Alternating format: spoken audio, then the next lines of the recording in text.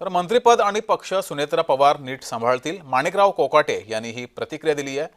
माणिकराव कोकाटे यांची या संदर्भातील प्रतिक्रिया समोर आली आहे। मंत्रिपद आणि पक्ष सुनेत्रा पवार नीट सांभाळतील असं कोकाटे यांनी म्हटलं आहे। या संदर्भात माणिकराव कोकाटे यांच्यासोबत बातचीत केली आहे आमच्या प्रतिनिधी ज्योत्स्ना गंगणे यांनी। पाहूयात।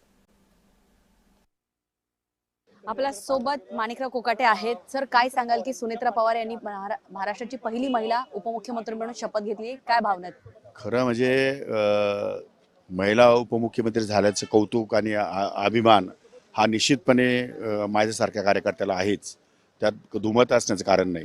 परंतु दादाच्या जागेवरती महिलेने शपथ घ्यावी म्हणजे तो एक प्रकारचा म्हणजे चांगला संदेश आहे।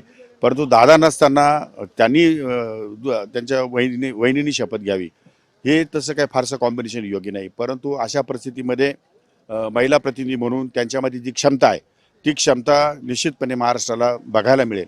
आणि आता आमच्यासमोर पर्यायच नाही, आम्हाला दादा नाही म्हटल्यानंतर आम्हाला दुसरा पर्याय योग्य वाटला नाही। त्यामुळे आम्ही वहिनीचा निर्णय घेतला, एकमताने त्यांना विनंती केली आणि त्यांनी ती मान्य केली। काय आलं, त्यांचा पक्ष वेगळा आहे, त्यामुळे त्यांची उपस्थिती आहे अनुपस्थिती दादांच्या शपथीला होते का ते नव्हते ना, मग का आपण त्यांच्या उपस्थितीत का चर्चा करतो?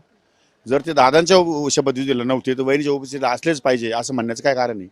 त्यामुळे त्यांचा पक्ष वेगळा आहे, त्यांचे विचार वेगळे आहेत, आमचे विचार वेगळे आहेत। आमच्या परीने जे चाललंय ते आम्ही वहिनींना एकमताने नेतृत्व दिलेलं आहे आणि त्यांनी एकमताने येऊन या ठिकाणी शपथ घेतलेली आहे। अत्यंत दुःखद वातावरणात शपथ घेतलेली आहे।